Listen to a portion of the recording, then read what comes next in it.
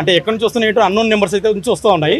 నేను already I mean nervous. నేను లీగల్గా నన్ను నేను ప్రొటెక్ట్ చేసుకోవాలి. నాకు 2 ఆడపిల్లలు ఉన్నారు. ఒకవేళ ఆ బాబు నా బాబు కాకపోయినప్పటికీ కూడా అది కూడా పసికున్న దేవుడితో దైవస్వరూపం కాబట్టి ఆ 3 పిల్లలకి నాకు ఈవెన్ శాంతికి కూడా తనకు కూడా ప్రొటెక్షన్ కావాలి. అమ్మాయి కూడా ఒక స్త్రీ కాబట్టి ఈ దృష్ట్యా నన్ను నేను కాపాడుకునికి పిల్లలు కాపాడుకునికి మీడియా ముందుకు వచ్చాను. Home minister madam Anitha madam కూడా కలిశాను. మేడం 15 నిమిషాలు 15-20 మినిట్స్ పర్సనల్గా మాట్లాడారు. మదన్ 4 రోజుల నుంచి వస్తున్నటువంటి విషయం అంతా మాకు తెలుసు.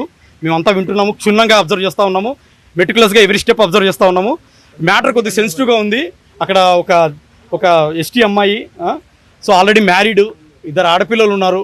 అక్కడ ఆ తప్పు చేసిన వాళ్ళు ఎవరైనా కానీ వాళ్ళు నిజంగా లీగల్ డైవర్స్డా కాదా, ఇందులో ఏంటి అసలు మెయిన్ ఆబ్జెక్టివ్ ఏంటి, దీని వెనకాల అంటే బాబుల కన్నీ కారణం ఏంటి, ఏమన్నా హిడెన్ ఎజెండాస్ ఏమన్నా ఉన్నాయా, అవన్నీ మేము చూస్తాము. కాబట్టి మ్యాటర్ సెన్సిటివ్గా ఉంది. తప్పకుండా తప్పు చేసిన వాళ్ళు ఎంత పెద్ద వాళ్ళని సరే ఉపేక్షించేది లేదు. చట్టం తన పని తను చేసుకుంటే వెళ్తుందని మేడం నాకు గ్యారెంటీ ఇచ్చింది. సో నేను కూడా మేడం దగ్గర ఎమోషనల్గా ఏడవలసి వచ్చింది ఆ పరిస్థితిలో. కొన్ని వచ్చాయి సార్, అన్నోన్ నెంబర్స్ నుంచి వస్తున్నాయి. సో ఇటువంటి టైంలో ఇక నాకు వేరే ఆప్షన్ లేదు. డైరెక్ట్ మేడం గారిని కలిస్తే మేడం గారు కూడా వెంటనే డీజీపీ గారు కూడా ఫోన్ చేశారు. So we have to protect this boy and children, వీళ్ళని మనం కాపాడుకోవాలి అనేసి మేడం కూడా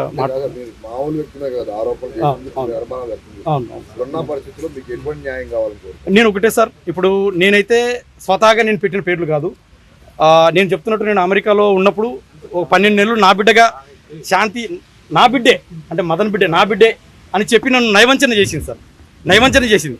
ఆ 9 నెలలు కడుపులో ఉన్నప్పుడు నాకు వీడియో కాల్ చూపించి నీ బిడ్డే అని చెప్పడము, నేను ఎమోషనల్గా అటాచ్ అయిపోతాను. అది ఎంత నైవంచన మీకు తెలుసు, మీరందరూ తల్లిదండ్రులే.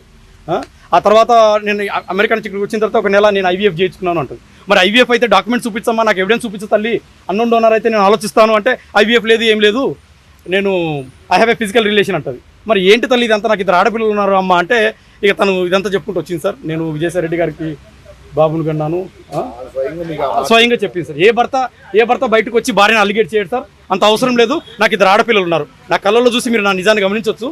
ఏ భర్త కూడా భార్యను అలిగేట్ చేసి కూతురులకు అన్యాయం చేయడు సార్. ఇది మీరు నమ్ముతారో లేదో నాకైతే తెలీదు.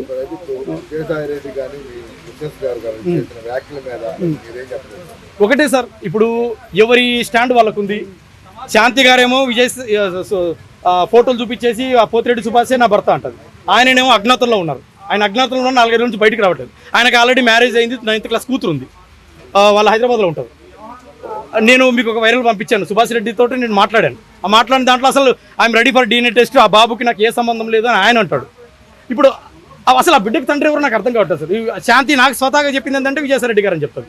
సో ఇప్పుడు విజయసాయి రెడ్డి గారా, పోతిరెడ్డి సుభాష్ రెడ్డి గారా, లేకపోతే నేనా? సో నేను ఒకటే సార్, మీడియా ద్వారా ప్రజల్ని, కోర్టుని, అందరిని రేపు కోర్టు కూడా వేసాను, అది tomorrow we're going to proceed.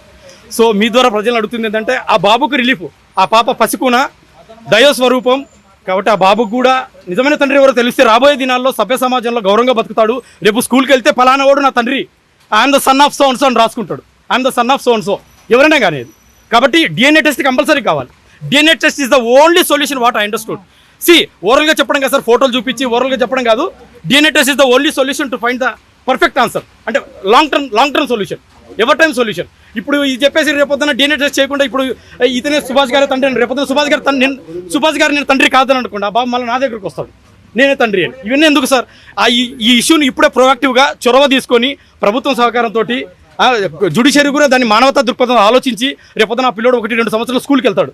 స్కూల్కి వెళ్ళే లోపుగా అతనికి నిజమైన తండ్రి ఎవరో క్లినికల్గా ఆ పెటర్నిటీ టెస్ట్ ఏదో చేసి ఓ మెడికల్ సర్టిఫికేట్ తీసుకుంటే ఆ పిల్లోడు గౌరవంగా బతుకుతాడు సార్. సార్ ఆమె ఏదైతే చెప్తుందో నా పిల్లల ముందు, నా 2 ఆడపిల్లల మీద ప్రమాణం చేసి చెప్తున్నాను, నేను నమ్మే దైవం మీద ప్రమాణం చేసి చెప్తున్నాను, మేము విడిపోలేదు. అమ్మాయి ఏదైతే డాక్యుమెంట్ చూపిస్తుందో అది ఫేక్ డాక్యుమెంట్. ఇందులోంచి బయటికి రానికి తను ఏదైతే షీఈ్ ఎస్టాబ్లిషింగ్ సమ్ ఫేక్.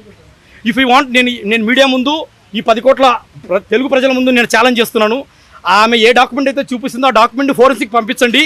అది 2024లో డమ్మీగా తయారు చేసినటువంటి డాక్యుమెంట్. దాంతో నాతో బలవంతంగా సైన్ పెట్టించుకుంది. నేను మీ ముందే చెప్తున్నాను, ఒకవేళ అది ఫేక్ డాక్యుమెంట్ అని కాకపోతే ఈ కేసు నేను వదిలేసి ఇంటికి వెళ్ళిపోతాను. నేను చెప్తున్నాను, ముందే చెప్తున్నాను. ఆమె 2024లో జూన్ 11 తారీఖు నాతో బలవంతంగా పెట్టించుకున్న సైన్. అది ఫేక్ డాక్యుమెంట్. నా పిల్లల మీద ప్రమాణం చేసి, నేను నమ్మే దైవం మీద ప్రమాణం చేసి చెప్తున్నాను, నన్ను భయభ్రాంతులకు గురి చేసి నన్ను మభ్యత పెట్టి దాని మీద సిగ్నేచర్ పెట్టించుకుంది. సో ఇది సార్ నా వాదన.